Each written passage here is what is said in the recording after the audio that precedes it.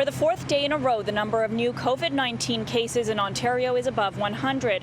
This comes after the province saw a promising trend in mid-August, with numbers dipping below 100 consistently. With just a couple of weeks to go before the scheduled start to the school year, we asked the Premier how the uptick might impact reopening plans.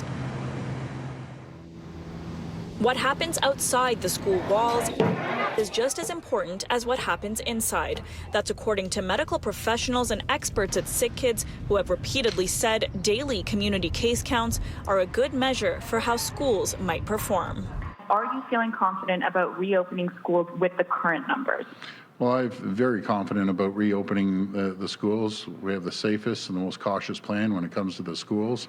Despite the Premier's repeated reassurances, Ontario's back-to-school plan has been under fire by teachers and parents who say there isn't enough money or time to safely reopen them. This government failed to provide a plan in a timely way.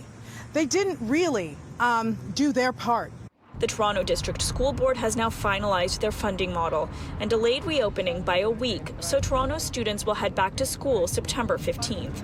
Yeah, I think at the end of the day, our obligation is to get this right. I think parents in the province, so like in government, we all just want to ensure we follow the public health advice and give the school boards those additional few days to get it right, to ensure a positive start in September.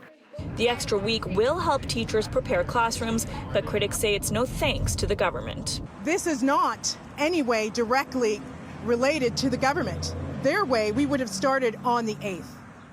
As for the rising case numbers, the majority are coming from just 3 regions, and we asked the Premier how the government plans to get them under control. Not that they're doing anything wrong, but I just want to tell the people, Ottawa, Toronto, and Peel region.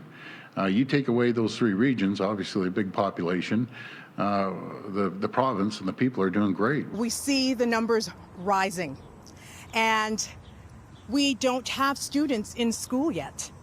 The numbers will continue to rise because we know that's what happens. We've seen the pattern all over the globe.